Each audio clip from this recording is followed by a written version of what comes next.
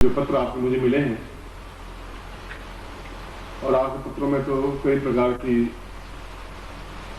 इच्छाएं प्रकट की गई हैं और स्वाभाविक है,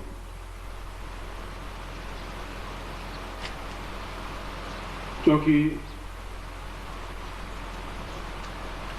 इच्छाएं जीवन में होनी चाहिए। मैं इसको कहता हूं, जो शास्त्रों में या जो लोगों ने कहा है कि कोई मन में इच्छा विच्छा नहीं होनी चाहिए, मैं इसके खिलाफ। इच्छा विहीन पशु, पशुओं को कोई इच्छा नहीं होती, और इच्छा नहीं होती इतनी प्रगति होती नहीं संसार में। इच्छाएं हों मगर इच्छाएं हम दबाएं नहीं। मेरी इच्छा बहुत है कि मैं कार्य करूं, मैं राजनीति में सफलता प्राप्त करूं, मैं धनवान बनूं, मैं घर में सुखी हूं, मेरी लड़की की शादी हो। इच्छाएं तो हैं मगर दबा लेते हैं। मैं सुंदर नहीं हूं, सुंदर बन जाऊं, मैं रोग हो गया है, रोग में मृत्यु हो जाऊं। इसलिए प्रत्येक दिन नई इच्छा पैदा होती है और हम उन इच्छाओं को दबा करके, या इच्छाएं जब पूरी नहीं होती हैं तो बुढ़ापे की ओर अग्रसर होते रहते हैं। इच्छाएं हों तो पूरी हों, और इच्छाएं अवश्य होनी चाहिए। इच्छाएं नहीं होगी तो जीवन में कुछ हो ही नहीं पाएगा। अगर मेरी इच्छाएं मर जाएंगी तो फिर जीवन में कुछ कर ही नहीं पाऊंगा, ना आपको मिल पाऊंगा, ना ग्रंथ लिख पाऊंगा, ना कार्य कर पाऊंगा। मैं प्रारंभ में एक बात कहा था कि हमें दुनिया, राष्ट्र कैसे याद रखेगा?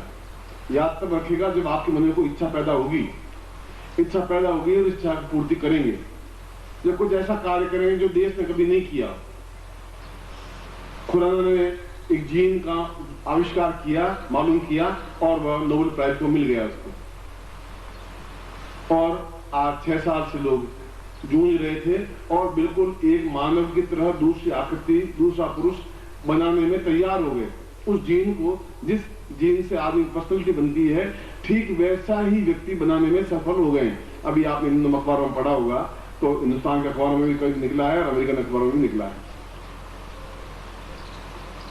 मगर हमारे मन में कई इच्छाएं ऐसी होती हैं जो मन में ही रह जाती हैं, या हम कह नहीं पाते, कई कारणों से नहीं कह पाते, गुरु को भी नहीं कह पाते। मैं नपुंसक हूं, मैं समाज को भी नहीं कह सकता, गुरु को भी नहीं कह सकता। मैं आनंद भोगना चाहता हूं, मैं दुनिया को नहीं कह सकता, पत्नी को नहीं कह सकता, जीवन को, समाज को भी नहीं कह सकता।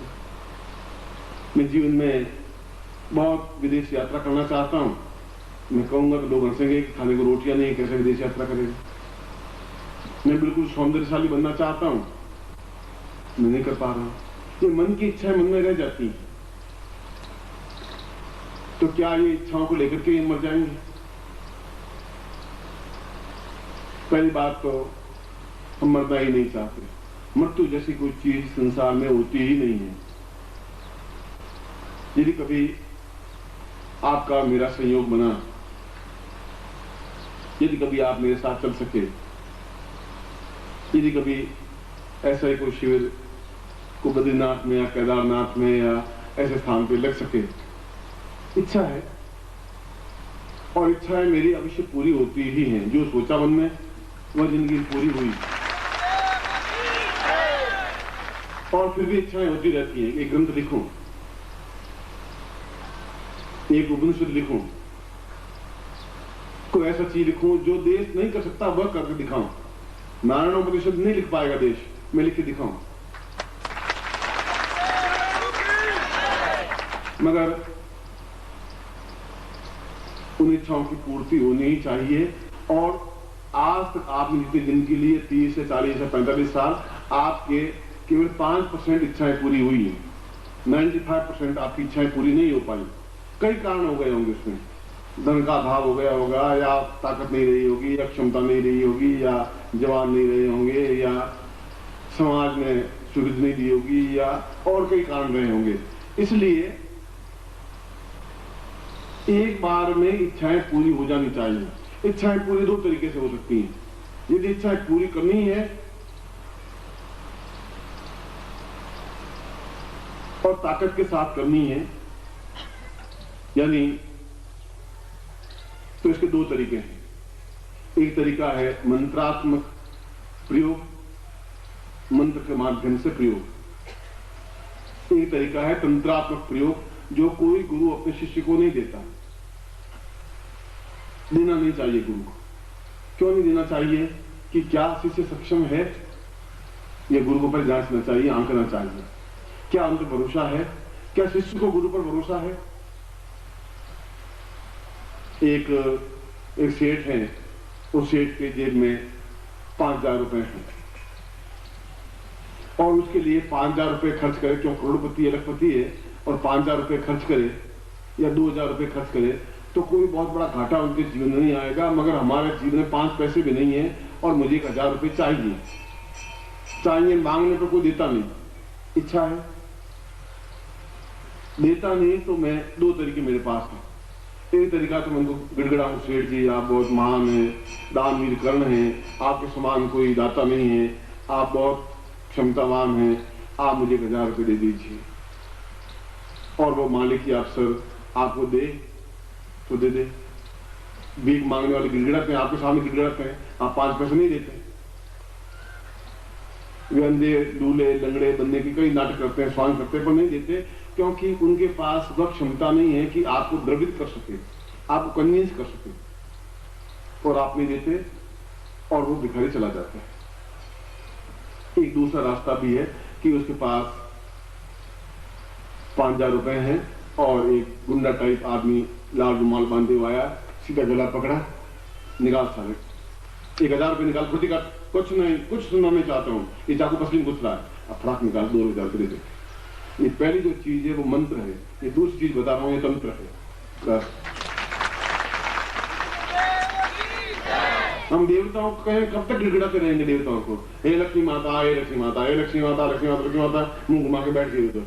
अरे भाई हमारे तरफ देख भी सही, देखे ही नहीं, देवता प्रश्न होते नहीं। ये मंत्र है। मंत्र का मतलब है आप मंत्र जाप करें, मगर क्या आपके कंठ में आर्द्रता है, क्या विश्वास है? मगर उस तंत्र में आपको विश्वास करने की जरूरत नहीं है। आप ये माने या नहीं माने, ये काम मैं करके छोड़ूंगा और तुम्हें ये काम करना पड़ेगा, बस। इसके लिए आप में बल, साहस, क्षमता, ताकत, पौरुष चाहिए। यूं आप देवताओं को आप दिखा नहीं सकते, और दिखाने के लिए आप में एकदम क्षमतावान होना चाहिए, ये जरूरी। और क्षमतावान केवल तंत्र के माध्यम से हो सकता है, मंत्र के माध्यम से क्षमतावान नहीं हो सकता, सफलता पा सकता है। इसलिए शास्त्रों में कहा गया है कि मंत्र साधना दे शिष्य को, गुरु चाहे तो दे, मगर तंत्र साधना देते समय बहुत सोच विचार करके दे, नुकसान कुछ नहीं है। तंत्र साधना का मतलब ये है कि हमारी इच्छा चीज पूरी होनी चाहिए। सेठ जी को नुकसान नहीं हुआ, करोड़पति हैं, 1,000 रुपये जाने को मरे नहीं, वो हमारी 1,000 की जरूरत थी, हमने पूरी कर ली। अब आप उसको गुंडागिर्दी कहें, आप उसको जबरदस्ती कहें, आप कोई भी शब्द यूज कर लें, हमने उनको नुकसान को पहुंचाया नहीं, कोई चाकू मारा नहीं, कोई गला दबोचा नहीं, कोई मारा है नहीं, हमने 1,000 रुपये चाहिए, हमने ले लिए, 2,000 रुपये लिए नहीं। इसलिए बिना तंत्र के जीवन सफल हो ही नहीं सकता। और मैं आपको कोई तांत्रिक वैसा नहीं बनाना चाहता कि एकदम लाल आंखें, भगवे कपड़े पहने हुए, ऐसा मैं नहीं चाहता। तंत्र का बहुत सीधा साधा व्यक्तित्व, दुबला पतला व्यक्ति भी तंत्र में हो सकता है, मगर जिसकी जबान में ताकत, क्षमता हो, और ऐसा हो कि वो सामने वाला देवता हो, राक्षस हो, गंधर्व हो, किन्नर हो, भूत हो, प्रेत हो, पिशाच हो, मनुष्य हो, वो अपने आप में आपकी बात को माने, करे ही आपकी इच्छा पूरी करे, जो आप चाहते हैं, और तुरंत करे। ऐसा नहीं कि आज स्तुति करें और नमः शिवाय करते करते हाथ घिस गए, सारे उंगलियां घिस गई, 10 साल तो हो गए, भगवान शिव प्रसन्न हुए ही नहीं, बंद होते ही नहीं। अब कब तक मंत्र जाप करते रहेंगे? मगर तंत्र के माध्यम से भगवान शिव को साक्षात प्रकट होना ही पड़ता है, क्योंकि यह मेरे जीवन का तंत्र और मंत्र दोनों का अनुभव है। न इसमें नुकसान है, न इसमें नुकसान है। इसमें क्षमता, प्राप्त, ताकत, पौरुष, और रोम रोम में ऐसा एक जोश आ जाता है, उस जोश को समुद्र में मिटा नहीं सकता, उसको कोई मिटा नहीं सकता, उसको यमराज भी नहीं मिटा सकता, क्योंकि वो तंत्र में अपने आप में ताकतवान बन जाता है। और उससे कार्य होता ही है। और इसीलिए विश्वामित्र ने स्वयं कहा, विश्वामित्र ने, वशिष्ठ ने कहा, गर्ग ने कहा, अत्रि ने कहा, पुरुष ने कहा, और तंत्र ज्ञान वहां से प्राप्त हुआ ब्रह्मा के मुंह से। ब्रह्मा ने सबसे पहले अथर्ववेद जब उसके मुंह से उच्चरित हुआ तो उन्होंने कहा, तंत्रात्मकां वै साधतां भावां पूर्वतां पूर्वो सदतयां पूर्वदियां पूर्वतो। जो काम जीवन में आने वाली मेरी पुत्री और पुत्रियां और पुत्र, जो आने वाली पीढ़ियां जो मंत्र के माध्यम से नहीं कर सकेंगी, वो तंत्र के माध्यम से हो सकेगी। मगर मैं इन 18 पुत्रों को कह रहा हूं कि ये जो मैंने तुम्हें तंत्र सिखाया है, आने वाली पीढ़ियों को, आपके पुत्रों को सोच समझ करके सिखाएं। ये इस श्लोक में वर्णित है। ये वेद का मंत्र है, ये मेरा मंत्र नहीं है, ये ब्रह्मा के मुंह से निकला हुआ मंत्र है। ये 4 वेदों में से एक वेद का मंत्र है। मैंने तो मंत्र वेद लिखा नहीं था उसमें, मैं ब्रह्मा के मुंह से उच्चरित हुआ नहीं था, मगर उसने खुद ने कहा कि तंत्र अपने आप में एक ऐसी दुधारू तलवार है कि जो खाली जाती ही नहीं, वापिस म्यान में निकल गई तो म्यान में वापिस नहीं जाएगी। तो मनोकामना जीवन में मेरी व्यक्तिगत राय में होनी चाहिए। और संसार कह रहा है और शास्त्र कह रहा है कि इच्छा विहीन पशु। अगर इच्छाएं नहीं है तो फिर मरे हुए हैं, कुछ करोगे, कुछ ठीक हो, कैसा चलेगा? चलिए, क्या आप साल 2 भगवान की मर जाओगे, कुछ कमा जमा तो भगवान से अगर वो जिंदा है, मुर्दा है, भगवान उसको सामने जाके हम खुद ही मुर्दे बन जाते हैं। इच्छा होती है गला गौड़ करके अभी तो तंत्र में कर दें पूरा, चल भाई सिया और हम सुन की जाए। ऐसा मेरे पास आए तो साला ऐसा तंत्र विद्यार्थी नहीं मुझे था, देखा जाएगा ऐसा आदमी क्या काम था? मुर्दा आदमी काम का क्या?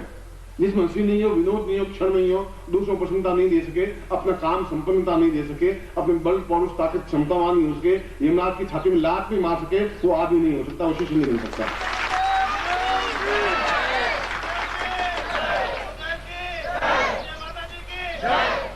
निश्चित रूप से मैं आपको मनोकामना पूर्ति प्रयोग करवाया जानता हूं, निश्चित रूप से आपने नहीं किए ये भी जानता हूं। आप कर नहीं पाए, आपको समय नहीं मिल पाया या आपको विश्वास नहीं रहा, दोनों में से कोई बात नहीं है। और मंत्र शक्ति, मंत्र प्रक्रिया धीरे धीरे सतत प्रक्रिया है। मैं तंत्रात्मक मनोकामना पूर्ति प्रयोग नहीं कहा। सुबह जो पत्र आए मेरे पास, उन्होंने कहा कि ये तांत्रिक विरुद्ध आप कह रहे हैं, क्या तंत्र में हमारी इच्छाएं पूरी नहीं हो सकती? जो इतनी मन की इच्छाएं जो हम आपको भी नहीं कह सकते। रोग है, कोई बीमारी है, कोई कष्ट है, कोई नपुंसकता है, कोई निर्जीवता है, कोई निष्क्रियता है, कोई संतान नहीं है, कोई पुत्री अपने आप में घर से भाग गई है, पुत्री गलत रास्ते पर चल गई है, पुत्र हमारा कहना नहीं मान रहा है, हमारी पत्नी और हमारे बीच में मतभेद है। अभी हम किसी को कह भी नहीं सकते, आपको भी नहीं कह सकते, आप भी हंसेंगे। तो इन मनोकामनाओं की पूर्ति मंत्रात्मक माध्यम से हो सकती है, तंत्र के माध्यम से हो सकती है, मंत्र के माध्यम से भी हो सकती है, मगर एक लंबी प्रक्रिया है। एक झटके में ही सारे काम हो जाएं और तुरंत हो जाएं। जैसा कि मैंने अभी उदाहरण दिया कि 1000 रुपये प्राप्त करने के लिए दोनों तरीके हैं। गिड़गिड़ाइए, आप बहुत महान हो, फिर भी देगा नहीं, देता ही नहीं। उस भिखारी को हम जेब से पैसे निकाल के नहीं देते, मैं कार में जाता हूँ तो निकालता नहीं, ठीक है। और ऐसे कई भिखारी घूमते हैं। और वही अगर गुंडा एक आगे गला पकड़ लेते तो तुम 1000 रुपये निकाल के देते हैं, 2000 निकाल के देते हैं, साला पिंड छुड़ाओ, तुम चलो पिंड छुड़ाओ, हमारा काम हो गया। हम तो अपना काम चाहते हैं, उनको नुकसान पहुंचाया नहीं हमने। मगर वह तब हो पाएगा जब आपकी आवाज में ताकत होगी, क्षमता होगी। आप ताकत चाकू निकाल के हम तुम्हें मार देंगे, अरे साला तुम खुद ही घूम रहा है, हम क्या मार देंगे? अरे यार तुम होगा समझते नहीं हो, वो तुम्हें 2 चापट मार के निकाल देंगे। तो चाकू बोले तुम्हारे हाथ में, आवाज में ताकत क्षमता नहीं है, अब खुद ही टांगे तुम्हारा थरथरा रही है, तुम क्या उसको चाकू मारो? चाकू मारना नहीं है, पर क्षमता ताकत तो होनी चाहिए चेहरे शब्दों में, आंख में क्रोध तो होना चाहिए, ज्वाला तो होनी चाहिए। वो आप में है नहीं, वो आ नहीं सकती, बिना तंत्र के नहीं आ सकती। वह है तो देवता भी अपने आप में मनुष्य ही है। कृष्ण भी मनुष्य ही थे, देवता तो आज हम देवता ही कहते हैं। राम भी मनुष्य ही थे, बुद्ध भी मनुष्य थे, महावीर भी मनुष्य थे, ईसा मसीह मनुष्य ही थे, इंद्र भी मनुष्य ही थे, ये सब मनुष्य ही है। अपने आप में देवतामय है, देवतामय है, उनसे हम काम ले सकते हैं यदि हमें तांत्रिक क्षमता हो तो।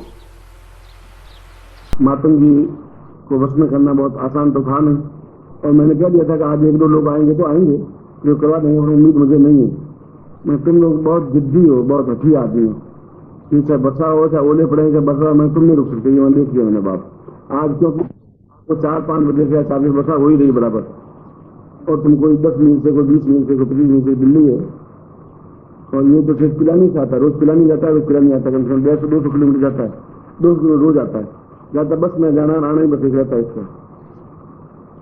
तो फिर भी बिना हटके देवता वश में नहीं हो सकते, इसलिए हठ योग एक कंप्लीट साधना है, एक अलग सिस्टम है। गोरखनाथ ने हठ योग साधना के माध्यम से ही संपूर्ण सफलताएं प्राप्त की। हठ योग का मतलब है कि जिद कि मैं करूंगा, तुम्हारा जो कुछ करना तुम कर ले, बरसात कर दे, ओले फटक दे, मकान फटक दे, बीमार फटक दे, गाड़ी, मैं ही करूंगा, उसको हठ कहते हैं। और बिना हट के आदमी उन्नति नहीं कर सकता, लुंज आदमी उन्नति नहीं कर सकता। जिद होती है, पति पत्नी में लड़ाई होती है, या तो पत्नी हारेगी या पति हारेगा, दोनों तो एक साथ आ नहीं सकते, दोनों एक साथ जीत नहीं सकते। जिसमें जिद की प्रवृत्ति है वो जीत जाएगी या जीत जाएगा, आदि होने की प्रवृत्ति है। अब वो कोई वो मातृ की महाविद्या हो तो आप करोगे कि आप तो गिरगिड़ा के बाद बगलामुखी हो जाए, महाकाली हो जाए तो आप तो गिरगिड़ाओगे, क्या करोगे? अब आप खुद महाकाल बन जाए तो चल सकता है, सब जगह ऐसा चलता है। इसलिए एक नई पद्धति निकाली गोरखनाथ ने, और वो पद्धति बहुत आसान पद्धति में निकाली। उन्होंने कहा गिड़गिड़ाने की जरूरत ही नहीं, गिड़गिड़ा के तुम दुखी हो गए, हे भगवान, तो लक्ष्मी माता तू आ, लक्ष्मी माता आवी नहीं, घी जला में तो लक्ष्मी माता आवी नहीं, 100 दिए जला के दीपावली देख लिए, लड्डू लगा के देख लिए, घर का उल्टा 5 किलो घी जल गया, लक्ष्मी माता आई नहीं, उल्टा 5 किलो घी का पैसा देना पड़ा दुकानदार। अभी उन्होंने मैं बिगड़ाऊंगा नहीं, मैं तो जिद करूंगा, तुम्हें आना है, राल्ट में आना है, चाहे लक्ष्मी है चाहे कोई हो। उसने नई साधना पद्धति निकाली जिसको हठ योग कहते हैं। और यह जितनी भी तरह की पद्धतियां हैं, शैव पद्धति है या शाक्त पद्धति है या अवधूत पद्धति है या वैष्णव पद्धति है या हठ योग पद्धति है या ध्यान पद्धति है, इन सारी पद्धतियों का मैंने अध्ययन किया था संन्यास जीवन में। उसमें भी एक हठ ही था कि करना ही है, देखा जाएगा। शरीरम नाशेति व पाचेति, शरीरम साधयति व पाचेति, या शरीर समाप्त हो जाएगा या शरीर साधयन्ते, या सिद्धि मिल जाएगी, बीच में कोई स्टेज नहीं रहेगी। और शरीर का फिर मोह रखने से फायदा भी नहीं, शरीर का मोह बहुत रखते हैं नेता और एक्टर वगैरह, फिर भी मर जाते हैं, 100 साल वो भी जिंदा रहते नहीं। इसलिए जीवन में हठ के बिना उन्नति नहीं हो सकती। जिद होगी, एक क्षमता होगी, हौसला होगा तो जरूर सफलता मिलती ही है। निश्चय करना है तो करना है, और करने में त्याग ही त्याग, ये खर्ची होता है, व्यय होगा, व्यय धन का, समय का, मानसिक रूप से का, और उसमें बाधाएं आएंगी। जब भी आप किसी देवता को सिद्ध करना चाहेंगे तो 50 प्रकार की बाधाएं आएंगी। तुम 40 साल से शादी करके आए, अपनी पत्नी को सिद्ध नहीं कर पाए, माता को सिद्ध कहां से करोगे? उसको समझा चुके, बोल चुके, गुस्सा दे चुके, लड़ाई झगड़ा कर चुके, मार चुके, तलाक की नौबत कर चुके, और पियर वालों को समझा चुके, उसको समझा चुके, हाथ जोड़ के, तुम समझदार है, उसके बाद भी समझे नहीं, क्या तुम समझे नहीं? तो 40 साल से जिनको तुम समझा नहीं सके, उनको सिद्ध नहीं कर सके, तो 1 मिनट में माता को सिद्ध कहां से करोगे? और इस प्रकार की महाविद्याएं सिद्ध करने के लिए गुरु की शक्ति या गुरु का शक्तिपात अपने आप में बहुत काम करता है। एक बात, या हठ योग के माध्यम से साधना हो, दोनों तरीके होते हैं। और हो सकता है पहली बार में सफलता नहीं भी मिले, इसलिए नहीं मिले कि आपका एटमॉस्फेयर दूसरा है, वातावरण दूसरा है। 24 घंटे आप दूसरे वातावरण रहते हैं, जहां नौकरी है, छल है, झूठ है, कपट है, ये वातावरण एक दूसरे प्रकार का है। ये साधनात्मक वातावरण बिल्कुल अलग है, तो कॉमर्शियल वातावरण है, दोनों का आपस में सामंजस्य नहीं है। भौतिक और संन्यास में आपस में आध्यात्मिकता नहीं है, आपस में सामंजस्य नहीं है। और मैं सामंजस्यता देकर के आपको ऊंचा उठाना चाहता हूं। मेरी कोशिश यही रहती है कि आपका गृहस्थ जीवन भी सुखी रह सके, और कोई ऐसी पद्धति नहीं हो जो तुम्हें तकलीफ दे सके। संसार साधना भी अपने आप में कोई दुखी या ग्रस्त नहीं करे, ऐसा कुछ नहीं है। भगवान शिव जी को संसार में बैठे रहते हैं, और आपसे अच्छी गृहस्थी है, बेटे हैं, पोते हैं, पोतियां हैं, पत्नी है, वाहन सब कुछ है, और संसार में बैठे रहते हैं। वो तो मरे नहीं, तुम कहां से मर जाओगे? वो तो देवता बन गए। ऐसा कहकर के मैं यही नहीं कह रहा हूं संसार साधना आप करें, मैं कहना कि कोई साधना गलत नहीं है। आपका भय, आपका संकोच और आपकी कमजोर मानसिकता, क्या होगा, होगा कि नहीं होगा, जाएंगे नहीं जाएंगे, और कमजोर मानसिकता आदमी जैसा पैदा होता है वैसे ही मर जाता है। जीवन में अचीवमेंट प्राप्त नहीं कर सकता, आनंद प्राप्त नहीं कर सकता, ऊंचाई प्राप्त नहीं कर सकता। आकाश को नहीं छू पाएंगे मगर आकाश के आसपास तो पहुंच ही जाएंगे, ये तो पक्का विश्वास है। निरंतर यदि आपको हिम्मत हो, यदि गुरु में शक्ति हो, और फिर कभी नहीं प्रसन्न होगा, हठयोग अपने आप में कितने ताकतवान है कि एक बिल्कुल निर्धन भिक्षुक गोरखनाथ इतना निर्धन कि कूड़े के ढेर में से अनाज के दाने चुन करके और उनसे रोटी बना के खाए। ऐसे 6 साल बिताए उसने। 3 महीने की अवस्था में तो मां मर गई, पिता नहीं रहे, घर वालों ने लात मार के निकाल दिया। वह व्यक्ति, उसने कहा कि ये जो जितनी पद्धतियां हैं उनको मैं छोड़ता हूं, बिल्कुल नई पद्धति अपनाऊंगा, मैं गिड़गिड़ाऊंगा नहीं तुम्हारे सामने, किसी देवता के सामने हाथ नहीं जोड़ूंगा। जगदम्बा माँ तो जगदम्बा माँ, जगदम्बा माँ, जगदम्बा माँ, तो 5 साल करते करते आ गए। माँ शिवलिंग को धोते धोते इतना सा रह गया, तो शिव जी को प्रकट ही नहीं हुई। देवता ने कहा गुरखवाणी में, अब उस शिवलिंग को भगवान शिव जी कहां से पकड़ के लाऊं? मैं जिद करूंगा, मैं भी मनुष्य हूं, मैं ब्रह्म हूं तो वो भी ब्रह्म है, जिद से करूंगा ही। और उन जिद से प्रत्येक साधना सिद्ध की। ऐसी कोई साधना नहीं रही जो सफलता नहीं प्राप्त कर पाए और अद्वितीय योगी बने। आज भी गोरख पंथ सबसे ज्यादा भारत में श्रेष्ठतम पंथ है, सबसे ज्यादा सन्यासी अनुयायी उनके हैं और प्रत्येक प्रकार की साधनाओं में सिद्धि प्राप्त की। उनको ऐसे सक्षम गुरु भी मिले जो उन्होंने कहा कि तुम नई पद्धति से काम करो। ये बहुत हो चुका है, वैदिक काल से लगा के आज तक हो चुका है। ये उन लोगों के लिए जो प्रारंभिक शिक्षा 5वीं तक है, 6वीं तक है, 8वीं तक है, उनको ये समझाना थोड़ा पड़ेगा। जब एक परिपक्व शिष्य बन जाएगा फिर उनको हठयोग की दीक्षा या हठयोग का ज्ञान दिया जा सकता है। फिर उसके सामने बराबरी की स्टेज खड़ी हो जाती है और देवता पिंजरे खड़ा है और शिष्य के साथ पीछे गुरु खड़ा है पूरा मजबूती के साथ। फिर वो आ नहीं सकता, फिर वो असफल नहीं हो सकता। अगर मैंने उनको कहा है कि तुम दोनों हाथों से धन खर्च करो, खर्च होगा ही नहीं, बचेगा ही, कुछ रुक ही नहीं सकता, अगर से प्रवाह बने रहेगा। वो सोच समझ का कोई स्वार्थ हो रही है, ये भी उतना ही व्यय करेंगे, इतना तुम कर रहे हो, इनसे मेरा कौन सा कोई खून का रिश्ता है। और मुझे मालूम है कि निस्वार्थ भाव से ये दीक्षा वैसे देते जा रहे हैं, ये दीक्षा लेनी चाहिए। आप दीक्षा लें, साधना करें नहीं करें, और मेरे जीवन का कोई हेतु इस उम्र में आकर के राय भी नहीं। आर्थिक स्रोत के चिंतन नहीं रहा है। चिंतन ये रहा है कि आप में से 5 व्यक्ति भी तैयार हो जाएंगे तो मैं समाज को बता दूं कि ये लोग पूछ लीजिए आप इनको, ये सिद्धि प्राप्त की हुई है, इनके सामने समझिए, चुनाव प्लेस में जाकर खड़ा करके दिखा दूंगा। बस चिंतन यही है। किसी में जिद तो हो ना, मैं किसी में हट तो हो, मैं करूंगा इसको भी, देखा जाएगा। ऐसी जो चैलेंज लेके चलता है वो सफलता प्राप्त कर ही देता है। अब उसमें छुट्टियां लेनी पड़ती होंगी, दुकान से कराना पड़ता होगा, बरसात बीच में आ जाएगी, समस्या आ जाएगी, घर वाले विरोध करेंगे, रोज कहाँ जाते हो, ये क्या नया ढंग पकड़ रखा है आपने, क्या होगा इससे, ये फालतू टोपे गंदा है, ये कुछ नहीं है, ये फ्रॉड है। ऐसे घटिया करने वाले भी घटिया भी कहेंगे।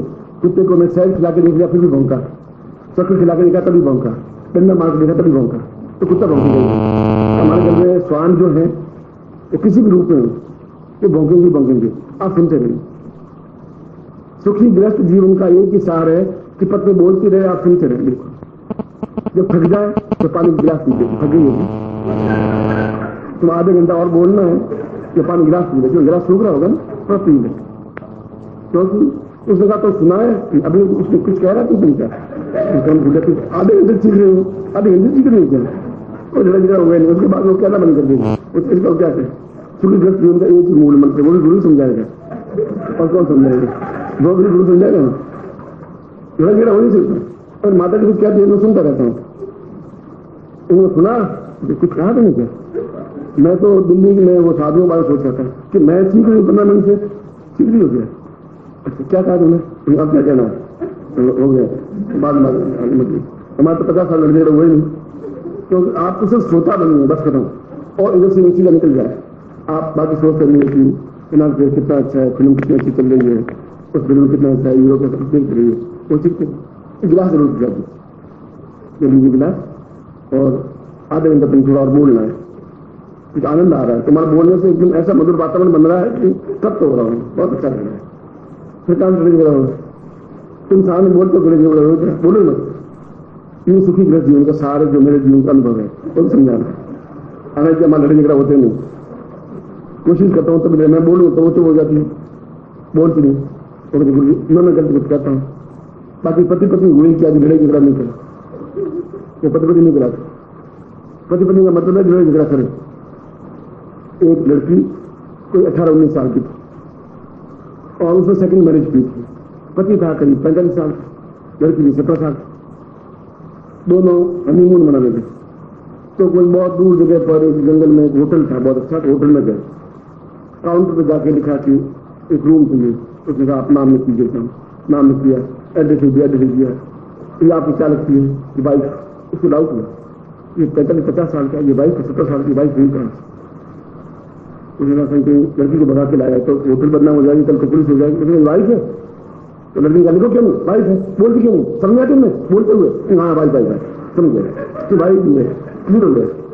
क्योंकि ऐसा भाई भी बोल सकते इतना एकदम जोर जबरदस्ती से कि वाइफ है, प्रेमिका नहीं है, क्लियर हो गया। तो बोले तो वाइफ है, पक्की बात नहीं थी। नहीं बोले तो चिंता करना, बच्चा बीमार हो गई, आज क्या हो गया, सुबह से कुछ भाषण हुआ ही नहीं, कुछ प्रवचन नहीं हुआ, तो दिन में खड़बड़ी मस्ती चाहिए, पूछे तभी तो तेरी ठीक है। सुबह के बाद 12 बजे तो कुछ बोली नहीं, हुआ क्या गड़बड़ हो गई? मस्ती के साथ रही है, कहीं कोई चिंता की बात नहीं है।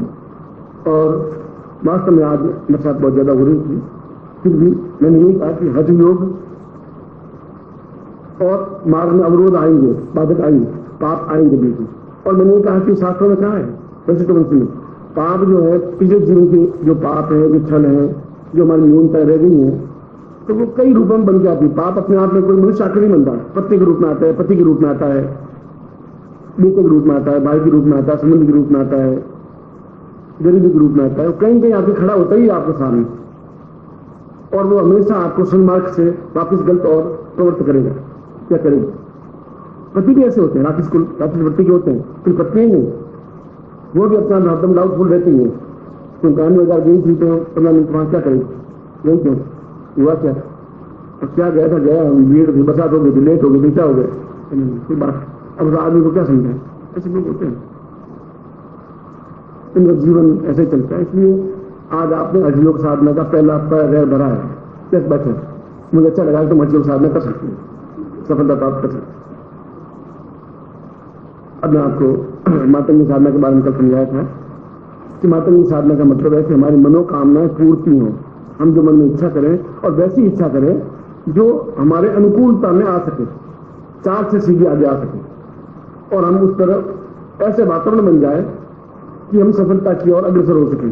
वातावरण का मतलब है कि आप जा रहे हैं और बहुत तेज अंधड़ आपके सामने आ रहा है, आपके कदम बहुत मुश्किल से भरे जाएंगे, मंदिर 1 किलोमीटर पार करने में बहुत ताकत लगानी पड़ेगी, और हवा अगर पीछे की होगी तो आप 10 मिनट में उस 1 किलोमीटर को पार कर लेंगे।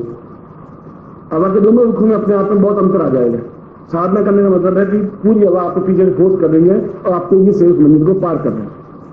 ये साधना इसलिए है कि आप अपने लक्ष्य को प्राप्त कर लें, और जो लक्ष्य को भी प्राप्त नहीं कर पाया तो फिर मनुष्य जीवन तो हर व्यक्ति जीवन जी रहा है, करोड़ व्यक्ति बैठे दिल्ली में, हर व्यक्ति जीवन जी रहा है, आप भी जी। कोई जरूरी नहीं है कि आपको कोई गला पकड़ के साधना करें, मगर यह एक आनंद अलग है। जो इस आनंद को ले सकता है वही आनंद एहसास कर सकता है, इसका कोई शब्दों में वर्णन नहीं हो सकता है। आप में से चाहे विद्वान कितने ही हो, आप मुझे ये बता नहीं सकते कि गुड़ का स्वाद कैसा होता है। नहीं होता, मीठा होता है, मीठा चीनी भी होती है, गन्ना भी मीठा होता है। गुड़ का स्वाद मीठा कैसा है? मीठा कैसा?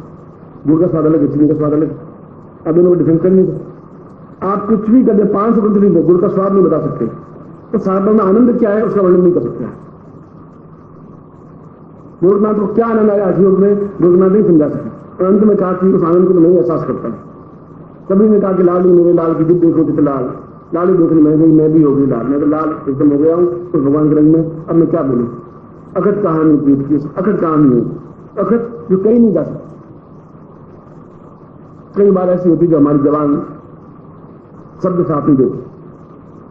कुछ दास ने लिखा है जो वाटिका प्रसंग, वाटिका के जनक की वाटिका में गए, धनुष को तोड़ने के लिए तो सीता जी उसकी गौरी की पूजा करने आई थी। राम जी लक्ष्मण के साथ गए, पहली नजर सीता पर पड़ी और देखा कि सीता ने देखा कि अद्वितीय सुंदरी, सीता जैसी सुंदर स्त्री तो संसार में कोई हो नहीं सकती। राम के तब मन में चिंतन विचार आया। तो दास ने कहा कि गिरा अनैन नयन विदुबानी, कि जीव कहना चाहती थी मगर उसको आंख नहीं थी बेचारी की, इसलिए जीभ बोल नहीं सकी। और नैनों ने सब कुछ सौंदर्य देखा पर नैन के पास जीभ नहीं थी, इसलिए वो आंखें बता नहीं पाई। गिरा नैन नैन बिनु बानु, आंखों ने देखा सौंदर्य, कितना बड़ा सौंदर्य है। अब आंख के पास जीभ होती तो सौंदर्य का वर्णन कर सकती थी कि गीता वो अपने आप में सीता कितनी सुंदर है, नहीं बता सकती क्योंकि उसके पास जीभ नहीं थी। और जीभ बोल सकती है पर उसके पास आंखें नहीं। कि कितना आनंद युक्त साधनात्मक चिंतन है, इसको जीभ से आप वर्णन नहीं कर सकते। ये तो आनंद लेने वाला ही ले सकता है, और जिसके पाप बीच में है वो नहीं कर सकता। ये तो एक जीवन का सौभाग्य, जीवन का दुर्भाग्य, जीवन का चिंतन, जीवन की विचारधारा, जीवन की पद्धति। मैं भी आपकी तरह ग्रस्त था, मेरी भी पत्नी थी। जब मैं 9 साल का जवान हो गया तो शादी हो गई थी मेरी भी अपने आप में, क्योंकि राजस्थान में बाल विवाह होते थे उसमें सन 47 से पहले। और पिता जी बहुत जवान हो गए, 9 साल हो गए, शादी कर लो शादी कर लो, नहीं कर लो बस शादी कर, शादी करने बाद में निवास में हो गए, चला जाएगा देखा जाएगा, या फिर इस पार या उस पार। किसी अंग्रेज ने स्कूल में चुपती हुई बात कर दी थी, उस बात पर छोड़ दिया, कोई नहीं पढ़ना कुछ करना नहीं, देखा जाएगा, या जिंदा रहेंगे तो कुछ कर जाएंगे, मर जाएंगे तो साथ पीछे करते रहेंगे, देखा जाएगा। एक चैलेंज का भाव वो 8 हो गया। जब आप जो नजदीक आए आपके चेहरे मुझे परिचित होने लगे कि कौन जिद्दी है, कौन कठी है, किसमें क्षमता है, कितना पौरुष है, कितने त्याग की प्रवृत्ति है।